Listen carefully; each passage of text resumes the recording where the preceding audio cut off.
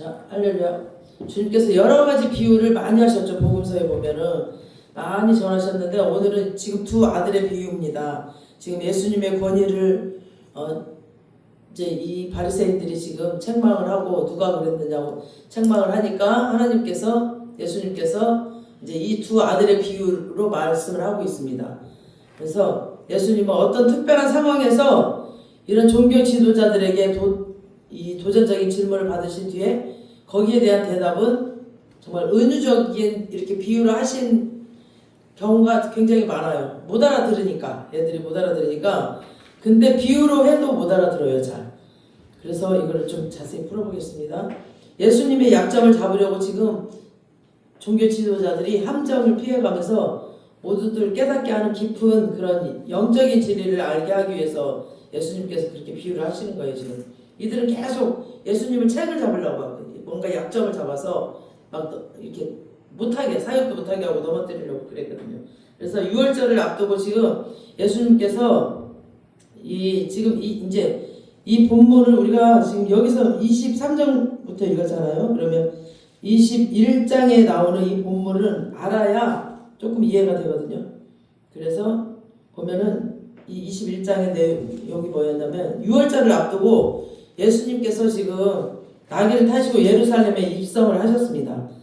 막 수많은 사람들이 호산나 호산나 하면서 엄청 환영을 했죠. 양쪽으로 막 환영을 하고 그렇게 호산나를 외치며 예수님을 환영했습니다. 그런데 주님께서 성전에 들어가셔가지고 딱 보니까 장사하는 자들이 많은 거예요. 이 돈 바꾸는 자들이 이렇게 그러니까 돈을 바꿔주면서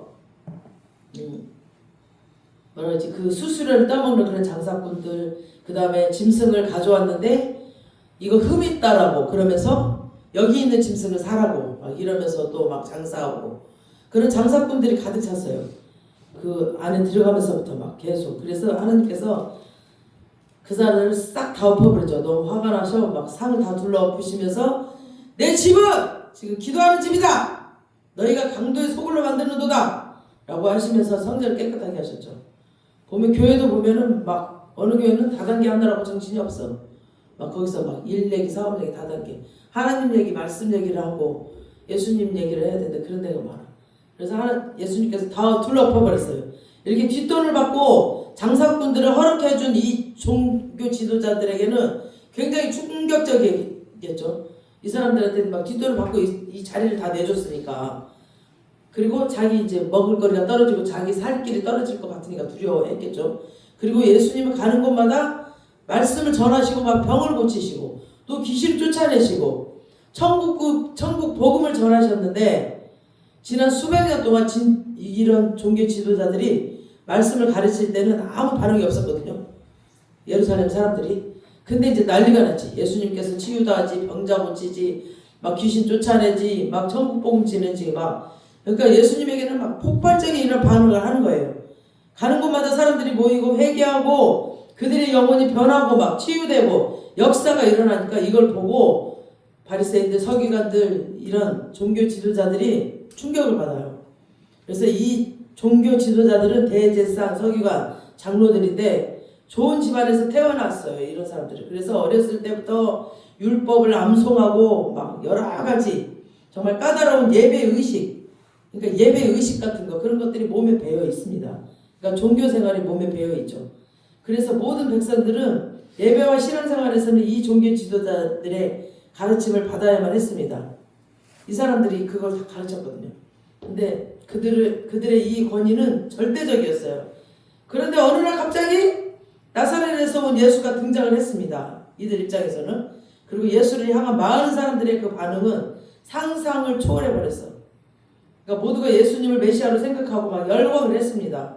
그러니까 종교 지도자는 지난 수백 년 동안 종교 지도자로 살아온 그들의 권위가 송두리째 그냥 땅바닥에 떨어지는 것 같은 그런 느낌을, 그런 위기감을 느끼고 그들이 예수님께 몰려와가지고 아주 도전적인 질문을 합니다. 23절에 다시 한번 읽어보겠습니다. 예수께서 성전에 들어가실새 대제사장들과 백성의 장로들이 나와 있되 내가 무슨 권위로 일을 하느냐? 또 누가 이 권위를 주었느냐? 라고 예수님께 따져요. 네가 뭔데? 이 성전 장사꾼들을 다 엎어버리고 지금 네가 이거 누가 너한테 이런 권위를 줬느냐 그런 거죠. 그러니까 누구 허락받고 했느냐 이런 식으로 봐. 누구 허락받고 네가 장사꾼들을 내쫓고 누구 허락받고 네가 병 고치고 막 이상한 교리를 가르치고 왜 그러느냐 그러면서 예수님께 따지는 거예요. 그러니까 이들이 예수님의 권위를 따진 첫 번째 이유는 우리는 너의 권위를 인정할 수 없다. 너의 말을 너의 그 사역을 나는 인정할 수 없다라는 거죠. 완전히 반역의 영이죠. 반역의 영. 반역하는 영이에요. 우리는 반역의 영이 지배하는 시대를 살고 있습니다. 지금 이 시대가 반역하는 영이에요. 다. 모든 권위에 도전하는 것이 지금 우리가 사는 시대의 정신이 되어버렸어요. 요즘 부모의 권위, 스승의 권위, 사장의 권위 없어요. 모든 권위에 대적하고 막 거역하는 것이 시대적인 분위기가 되어버렸습니다. 이 시대. 선생님들 보세요. 없어 권위가.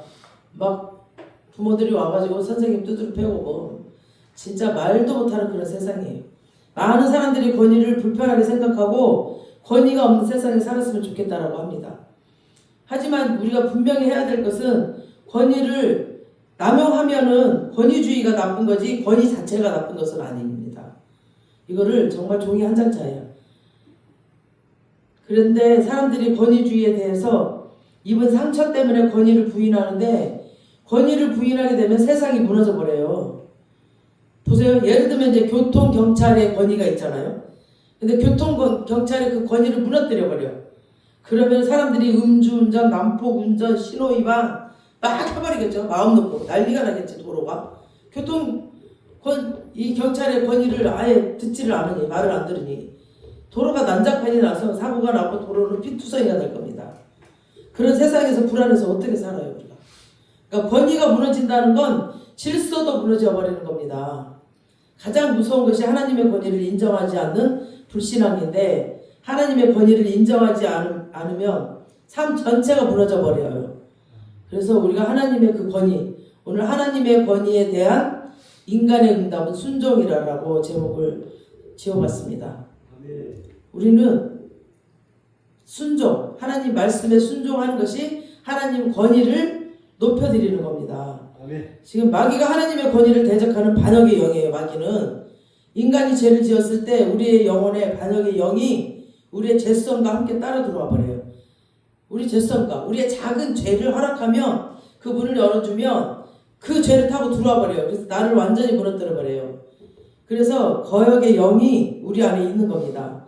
사람들이 음란을 하고 서로 미워하고 도둑질하고 죽이고 의심하고 이런 하는 모든 죽음의 행위들은 반역의 영에서 오는 겁니다.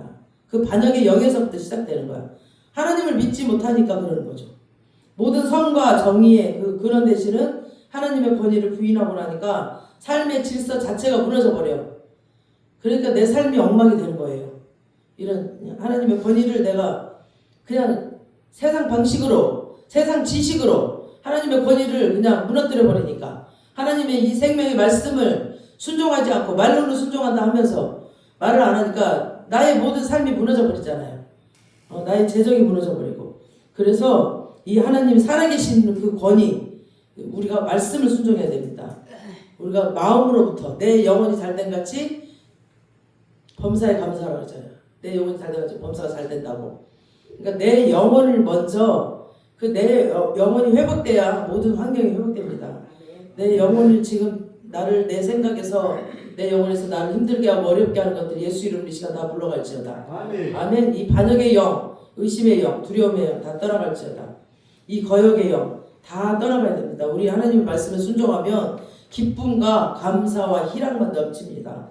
종교 지도자들은 지금 신앙 경력이 오래되고 자기들이 영적 지도자라고 했지만 그들의 영혼은 불안했어요. 아무리 겉모습이 오래됐고 그 직분이 정말 탄탄할지라도 그 영혼은 죽어가고 있다니까요. 그들의 영혼은 뭔가 불안하고 분노가 많고 자기 자리 지키려고 하고 막 자꾸 거역하고 이런 행동은 이미 반역자 사탄의 영향권 안에 있는 거예요. 지금 사탄의 지배를 받고 있는 거예요. 이들이 지금 아무리 좋은 명분으로 이장해도 거역하고 반역하고 비판하고 부정적인 사람들은 파괴하는 영이에요. 파괴하는 영.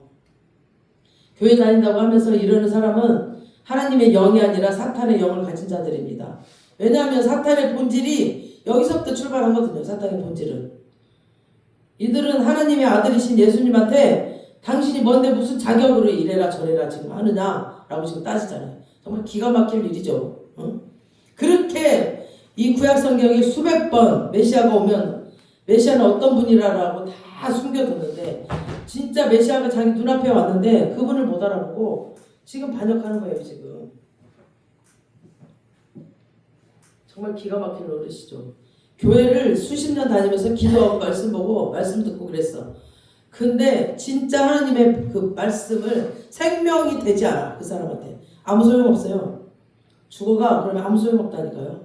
생명이 돼야 돼요. 나한테 말씀이.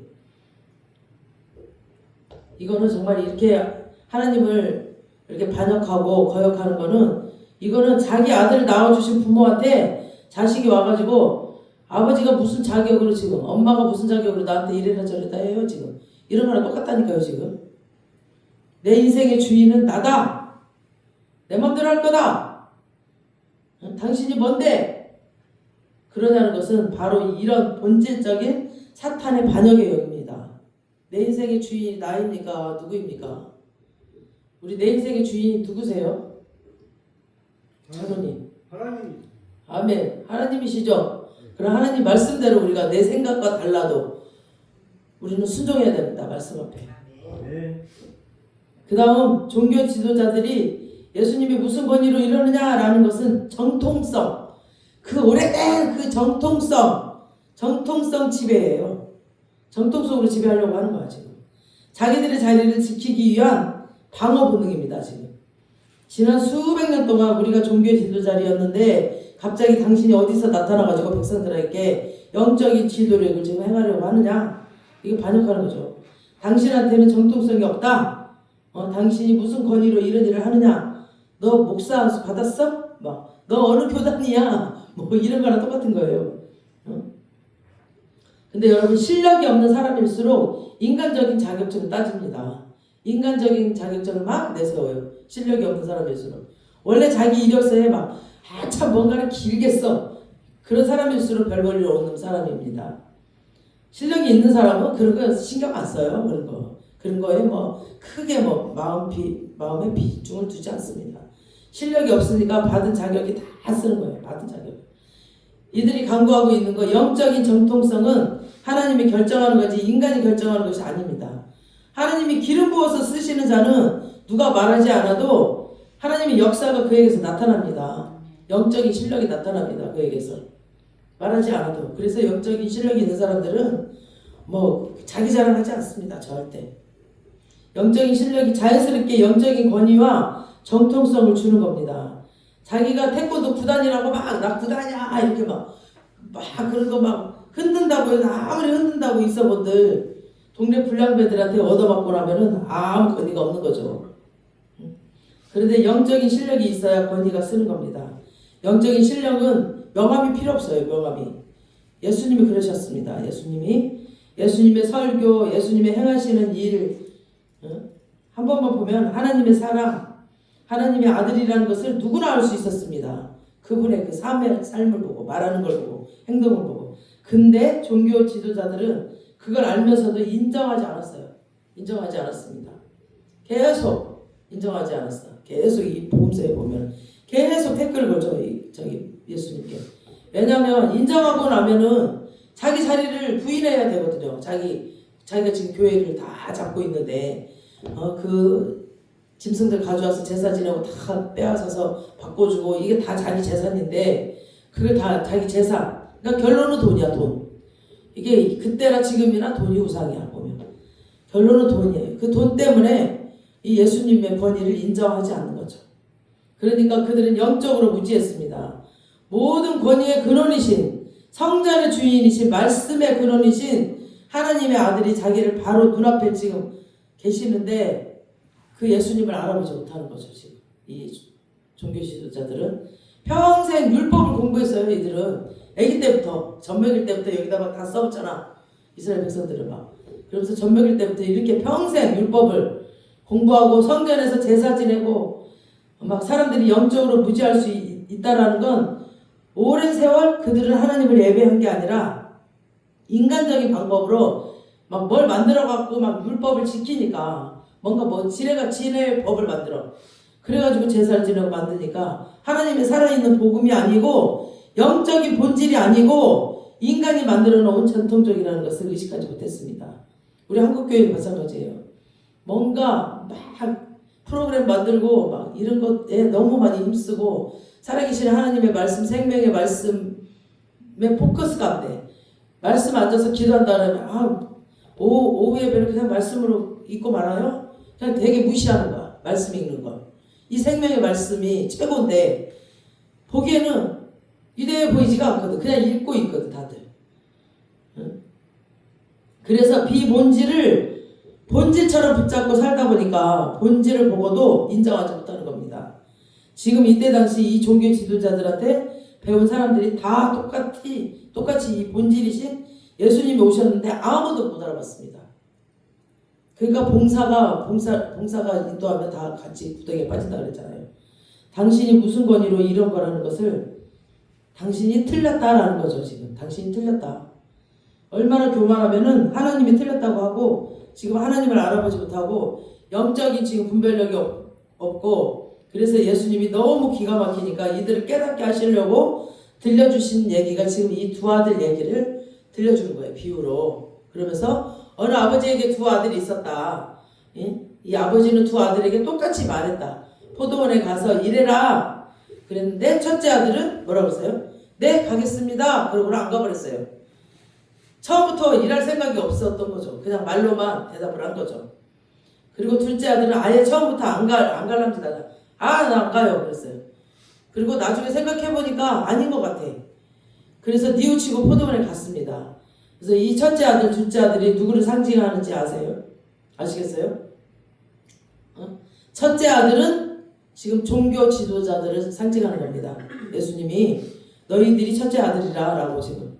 첫째 아들은 항상 아버지 제가 가겠습니다 라고 말은 바로바로 해요.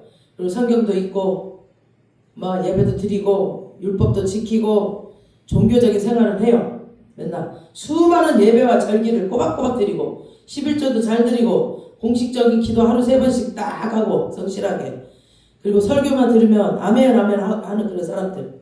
그러니까 아멘은 내가 말씀대로 행하겠다 그런 뜻이거든요. 그런 사람들이에요. 근데 월요일날 딱 출근을 하면은 그 삶의 자리에서는 그렇게 살지 않는 사람. 말씀대로 살지 않고 그냥 세상 방식대로 그냥 사는 사람. 그냥 말로만 알겠습니다 했던 그 큰아들입니다. 처음부터 갈 생각이 없으면서도 왜 대답을 했을까? 이 첫째 아들은 아버지의 그 마음을 자극하고 싶지 않을 뿐이에요. 그냥 비유 맞춰주고 싶은 거야. 그래서 당장 그 상황을 피하고 싶어서 첫째 아들은 아버지의 그 두려움의 대상으로만 봤지 사랑하지 않았어요. 이 첫째 아들은. 이 종교 지도자들은 하나님을 사랑하지 않았어요. 그냥 두려움의 대상으로 봤지. 그리고 율법을 너무너무 철저하게 지켰죠. 만약에 하나님을 사랑한다면 그 계명을 지키는 것이 어렵지 않다라고 성경은 말합니다. 하나님을 사랑하면 계명 지키는 거 어렵지 않아요. 저절로 돼요. 저절로. 근데 첫째 아들이 몰랐던 사실, 순종은 아버지를 위한 것이기도 하지만 사실은 자기 자신을 위해서 해야 되는 거예요. 순종 안에는 엄청난 그 순종 안에는 순종했다. 그 순종했을 때 그 엄청난 축복과 능력이 감추어진 그리고 말씀을 풀어놓는 것과 같거든요. 순종했을 때 그런 것들이 다 응답이 되거든요. 축복과 능력 그런 것들이 다 들어와요. 순종했을 때. 그리고 하나님의 사랑을 경험하기도 하고 하나님의 그 살아계심을 더 절실하게 알게 되고 순종했을 때. 근데 하나님의 말씀은 엄청난 우리의 삶을 축복으로 바꿔놓을 능력이 있는데 순종하지 않으면 엄청난 선물을 받고도 뭔가 포장지를 풀지 않고 그대로 이렇게 갖고 있는 거랑 마찬가지예요. 선물을 받았으면 풀어보고 그걸 사용해야 되잖아. 근데 풀어보지 않는 거랑 마찬가지예요. 순종하지 않는 거. 그냥 말씀만 받고 그냥 갖고 있는 거야. 갖고 있어. 보고만 있는 거야. 사용하지는 않고. 그러니까 순종하여 이 포장을 풀면 그 속에 담긴 말씀과 축복을 누리고 사람들에게는 엄청난 영향력을 끼치고 하나님께 영광을 돌렸을 겁니다. 순종을 했으면. 불순종함으로써 그걸 다 누리지 못하고 버려져 버렸어요. 그래서 우리가 말씀 한계를 깨달았으면 그 한계를 빨리 순종해야 됩니다. 첫째 아들이 처음에 가겠다고 말을 해놓고 가지 않았다는 것은 그 하나님의 기대를 지금 그리고 하나님의 그 계획을 망가뜨려 버렸어요. 대답을 해서 올 줄 알았죠. 그래서 하나님은 기대했고 뭔가 계획을 해놨단 말이에요. 이 첫째 아들에 대한 하나님이 약속을 지키실 거야. 꼭 응답해 주실 거야. 라고 그러고는 우리도 그러잖아요. 하나님께 기도하고 나서 그러고는 기대하고 기다리고 있는 것처럼 하나님도 우리가 가겠다고 하면은 순종할 것을 기다리고 계세요. 기대하고. 근데 그래서 막 누가 온단다. 노방전도 하러 온단다. 우리 도와준단다. 오늘 워십백으로 온단다. 라면서 포도원에 일하러 온단다. 이 교회에 와서 무슨 사역을 한단다. 우리 교회에 온단다. 이렇게 기대하고 그분을 향한 그 뜻을 기대하고 기다리고 있잖아요. 사람도. 그럼 나는 이렇게 해서 우리 이 누구누구를 통해서 이런 일을 이루어야 되겠구나 라고 계획을 하시는데 그 첫째 아들을 그냥 대답만 했지 아무리 기다려도 오지를 않는 거예요. 그러니까 하나님의 계획이 다 무너져 버리고 하나님의 마음이 아프시겠죠. 모든 불순종은 순종을 전제라고 한 하나님의 기대를 무너뜨리는 겁니다. 그래서 반면에 처음에는 거절했다가 나중에 순종한 둘째 아들은 바로 세리와 창기 같은 사람들이에요. 그러니까 둘째 아들은 세리와 창기를 비유해서 말한 거예요. 지금 예수님께서 이제 처음부터 아예 죄인으로 낙인 찍혀버렸어요. 처음부터 세리와 창기들은 처음부터 아예 넌 죄인이라 라고 낙인 찍혔죠. 우리 31절 보시겠습니다. 오늘 본문 21장 마태복음 21장 31절 시작.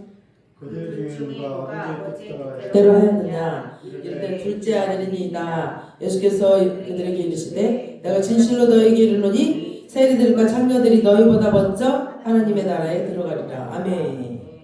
이 둘째는 아버지의 가라는 말씀에 안 가요 라고 죄를 지었어요. 처음부터. 그러나 중요한 건 이런 사람들은 나중에 회개하고 확실하게 회개하고 돌아왔기 때문에 자기의 인생도 바뀌고 하나님의 마음을 기쁘시게 했습니다. 아멘. 32절 보시겠습니다. 요한이 의의 도로 너희에게 왔거늘 너희는 그를 믿지 아니하였으되 세리와 창녀는 믿었으며 너희는 이것을 보고도 끝내 뉘우쳐 믿지 아니하였다 라고 했습니다. 이 말은 뭐냐면 여기서 믿음이라는 단어가 지금 3번이나 나오죠. 3번이나 나와요. 믿음이. 이게 아주 중요해요. 믿는 게 아주 중요하기 때문에 그래. 이 짧은 구절에 진짜 믿음과 가짜 믿음이 무엇인지 지금 정확하게 보여주고 있습니다. 말만 하는 건지 정말 행동을 하는 건지. 그때 뉘우쳐 믿지 않는 즉 회개하지 않는 믿음은 진짜 믿음이 아닙니다. 그런데 뉘우치고 회개하는 믿음은 진짜 믿음입니다. 아멘. 이 말은 참된 믿음은 진실한 회개로 시작되는 겁니다. 뒤집어 말하면 진실한 회개로 시작되지 않는 믿음은 믿음이 아니라는 거죠. 내가 아버지께 지금 죄를 지었습니다. 잘못했습니다. 오직 십자가의 은혜로 나를 용서해 주시옵소서 라고 겸손히 무릎 꿇을 때 아버지는 그에게 2번째 기회를 주십니다.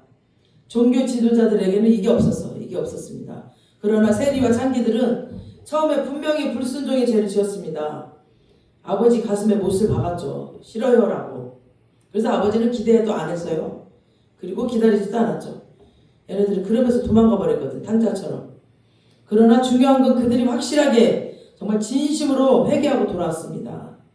여러분 과거가 어떠하든 간에 회개가 진실하다면 하나님은 우리에게 새로운 길을 열어주십니다. 아멘. 네. 우리의 과거를 다 저번 주에도 말했지만 강물에 던져버리세요. 과거 붙잡고 있지 마세요. 이미 믿음으로 주신 말씀을 나한테 주셨으면 내 마음의 평안이 계속 유지돼야 됩니다. 이게 주님께 순종하는 겁니다. 다시 불안해하고 힘들어하고 막 뭔가 문제를 보고 그러면 그거는 불순종이에요. 그래서 우리 요한일서 1장 9절 띄워줘 보세요. 시작. 만일 우리가 우리 죄를 자백하면 그는 미쁘시고 의로우사 우리 죄를 사하시며 우리를 모든 불의에서 깨끗하게 하실 것이요. 아멘. 깨끗하게 하신다는 것은 자유하게 하시고 우리 마음과 생각을 자유롭게 행복하게 하신다는 말씀이랑 똑같아요. 더 이상 사탄이 너를 죄의 노예를 삼지 못하도록 자유를 줄 것이다. 너는 자유의 날개로 새로운 인생을 살 수 있다. 주님은 진심으로 진실한 회개를 참된 믿음의 증거라고 하셨고 시작으로 보셨습니다. 그래서 우리가 믿었다는 것은 우리의 양심이 과거를 청산하고 이제 처음 아버지가 주셨던 그 오리지널 그 명령, 포도원에 가서 일하라는 그 명령을 다시 순종해야 되는 겁니다. 아멘. 이때 하나님의 역사가 그에게서 나타납니다. 하나님, 아까 우리 31절 봤죠? 이 두 아들 중에서 누가 아버지의 뜻대로 하였느냐라고 주님이 물으셨어요. 둘 다 죄를 지었지만 마지막에 누가 아버지의 뜻대로 순종했느냐. 첫째 아들은 입술로만 순종하고 삶에서는 불순종했습니다. 그러니까 말로만 잘해. 말로만 이거 하고 저거 하고 말로만. 그러니까 말 먼저 앞세우면 안 돼요. 우리 주님 앞에서. 기도를 충분히 하고 정말 하나님께서 응답하실세 우리 순종하는 겁니다. 둘째 아들은 처음에 불순종하여서 이 두 아들 다 아버지의 마음을 아프게 했는데 그래도 끝까지 가지 않고 마지막에 회개하고 순종의 길로 간 자가 누구냐. 거기서부터 이제 역사는 바뀌어버립니다. 아멘. 순종하느냐 안 하느냐, 대답했느냐 안 했느냐가 문제가 아니에요. 순종을 했느냐 안 했느냐에 따라서 역사가 바뀌어버렸어요. 여기서 포도원은 하나님 나라입니다. 하나님 나라. 포도원에 보내서 일하게 한다는 것은 하나님께서 두 아들을 다 하나님 나라의 역사를 이루는 일에 초대하셨습니다. 하나님께서 우리 모두에게 유대인이든 이방인이든 구원하시는 하나님의 자녀들은 하나님의 나라의 역사에 동역하는 동역자로 쓰기를 원하시는 겁니다. 하나님 나라가 제가 어디라고 그랬죠? 하나님의 통치함을 받는 곳이 하나님 나라라고 그랬죠. 하나님의 통치함을 받아야지 마귀의 통치함을 받으면 안 돼요. 그곳에서 주님께 순종하고 말씀으로 기도로 이겨내는 우리의 마음 상태를 말하는 거예요. 지금 이 마음 상태 영적으로 보면 그걸 위해 일하라는 거예요. 우리 마음 상태를 하나님의 통치함으로 따라갈 수 있도록 우리의 마음 상태를 일구는 것이 그게 포도원에서 일하는 겁니다. 너 지옥의 길로 근데 큰아들은 지옥의 길로 가버렸잖아. 마귀의 길로. 지금 하나님의 통치함이 아닌 그곳을 가버려서 대답만 해놓고 그러면서 율법은 잘 지켜. 종교적 생활은 잘해. 교회 와서도 마음의 평안이 없으면서. 그래서 우리가 정말 중요한 게 이겁니다. 둘째 아들. 정말 하나님 나라의 역사에 동역하는 동역자로 정말 우리가 쓰길 원하면 순종해야 됩니다. 구원받는 그 순간 그 사명을 각자에게 주신 겁니다. 그 사명이 우리에게 다 있습니다. 일단은 나로부터 시작됩니다. 나로부터. 나의 환경, 나의 질병, 나의 재정, 나의 어려움 이런 것들을 네가 네 영적인 상태를 어떻게 하늘나라로 만들래? 네 마음을 어떻게, 네 생각을 어떻게 영적인 상태로 만들래? 하늘나라로 초대를 하셨다니까요. 그러면 들어와야지. 네 하고 가겠습니다 하고 왔으면 와야지. 계속 불안해하고 힘들어하고 막 마귀의 그 계계에 넘어져가지고 막 지쳐 쓰러져 버리면 하늘나라에 나 못 갔다니까요. 포도원에 지금 안 간 큰아들이랑 똑같다니까요. 지금 포도원에 나중에 회개하고 돌아온 둘째 아들이 되시길 주님의 이름으로 축원합니다. 아멘. 그 사명이 먼저 나로부터 시작되는 내 문제가 해결됨부터 그 다음 가정입니다. 그 다음에 교회, 그 다음에 지역, 그 다음에 나라, 그 다음에 세계 선교를 향해 이렇게 나가는 겁니다. 우리를 그렇게 훈련하시는 거예요. 내가부터 빨리 귀경돼야 돼. 내가부터 내 땅, 내 이 영혼의 땅, 내 마음의 땅, 내 생각의 땅을 하나님 나라 통치함으로 받는 그 땅으로 일단 바꿔야 됩니다. 그래야 하나님이 지경을 넓혀주십니다. 그래야 우리가 나아가는 거죠. 나도 해결 안 됐는데 어떻게 나가 지금. 내가 해결돼야지. 나도 해결 안 되면 가서 당한다고 그랬죠. 제가 해결 안 된 상태에서 성령 받지 않은 상태에서 선교 나가면 다 당한다고 그랬죠. 선교사들 다 당한다니까요. 이거 다 확실하게 알고 가야지. 근데 지금 시대는 자기 사명을 잃어버렸어요. 세상 속에 묻혀가지고 여기가 쫓아오니 하고 있어. 교회는 가. 막 사역은 해. 바쁘게. 근데 기도하지 않고 말씀 안 봐. 제 주위에서도 많이 봐요. 너무너무 안타까워요. 그냥 주일에만 교회 참석하고 자기가 신앙인이라고 하는 사람들이 너무너무나 많아요. 평신도들 가운데 거의 80% 그렇습니다. 종교 지도자들은 예수님의 권위의 근원이 뭐냐고 물었지만 얼마나 하나님께 순종하는가가 하나님의 권위를 가진 증거입니다. 예수님이 그런 분이셨습니다. 예수님의 인생은 철저하게 순종하며 사는 삶이었어요. 한 번도 하나님 말씀하지 않으면 가지 않고 하나님 말씀하지 않으시면 말하지 않으셨고 하나님 말씀하지 않으면 행동하지 않으셨습니다. 지상에서 가장 큰 능력을 가지신 분이 철저하게 아버지의 뜻에 자기를 복종시켰습니다. 자기 생각을, 자기 마음을, 자기 고집을, 자기 자아를 다 깨부셨어요. 자기보다 높아진 것들을, 고린도후서에 나왔죠. 자기보다 높아진 지식, 아버지보다 높아진 것들, 그런 것들 다 깨부셔버렸어요. 여기 나오는 첫째 아들이나 둘째 아들처럼 죄를 짓거나 불순종하지 않고 처음부터 끝까지 아버지 뜻에 순종하며 아버지 뜻대로만 사시는 분이었어요. 예수님 한 분만이 그런 분이셨어요. 순종하는 사람은 예수님 같은 사람입니다. 자기 권리, 자기 권위 그런 거 주장하지 않고 자기 자리 뭐 그런 거 자기가 받아야 할 대접 주장하지 않습니다. 어떻게 나한테 그럴 수 있어? 어떻게 나한테 그럴 수 있어? 이런 말 하지 않아요. 우리는 하나님의 일을 하면서도 어느 정도 대접받기를 원하고 막 알아주기를 원하죠. 그런데 예수님은 그렇지 않았습니다. 예수님의 아들이면서도 하나님의 아들이면서도 하나님의 아들 대우를 내세우지 않았어요. 하나님의 아들이신데 아주 겸손하게 이 땅에 오셨습니다. 우리 빌립보서 2장 6절에서 8절 시작. 그는 근본 하나님의 본체시나 하나님과 동등됨을 취할 것으로 여기지 아니하시고 넘겨주세요. 오히려 자기를 비워 종의 형체를 가지사 사람들과 같이 되셨고 또 사람의 모양으로 나타나사 자기를 낮추시고 죽기까지 복종하였으니 곧 십자가에 죽으심이니라. 아멘. 할렐루야. 정말 그리고 많은 사람들이 핍박하셨죠. 많은 사람들의 핍박과 원망을 또 불평 그런 것들을 받으시고 살았어요. 근데 그 사람들한테 원망하거나 뭐 불평하지 않으셨어요. 핍박을 받아도 예수님께서. 이 위대한 순종이 하나님이 이렇게 높이셨습니다. 빌립보서 2장 9절에서 11절 어떻게 높이셨나 예수님을. 시작. 이러므로 하나님이 그를 지극히 높여 모든 이름에 뛰어난 이름을 주사. 손을 대고 있다가 눌러주세요. 그 다음 거. 하늘에 있는 자들과 땅에 있는 자들과 땅 아래에 있는 자들로 모든 무릎을 예수의 이름을 꿇게 하시고 모든 입으로 예수 그리스도를 주라 시인하여 하나님 아버지께 영광을 돌리게 하셨느니라. 아멘. 할렐루야. 예수님의 이 순종 때문에 마귀는 주님 앞에 꺾어지는 겁니다. 여러분 교만한 사람, 불순종한 사람은 자기가 세상을 다 잡는 것 같지만 사실은 불순종의 영이 지금 마귀한테 노예가 된 사람입니다. 하나님이 우리의 삶을 잡고 계신다니까요. 그러나 온전히 하나님께 순종하는 사람만이 세상 권세, 마귀의 영으로부터 자유한 사람입니다. 오늘 두 아들의 비유의 핵심은 순종입니다. 순종. 아까 회개가 진정한 믿음의 시작이라고 했는데 순종은 믿음의 극치라고 볼 수 있습니다. 믿어야 우리가 순종하잖아요. 못 믿으니까 순종을 못하는 거지. 하나님의 권위에 대한 인간의 응답은 순종이에요. 오늘 말씀 제목처럼 우리가 하나님의 권위에 올바르게 순종하게 될 때 비로소 우리에게 자유가 옵니다. 자유가 없어. 막 너무 힘들어. 그러면 이건 순종하지 않았다는 그런 의미죠. 그리고 축복이 옵니다. 순종했을 때.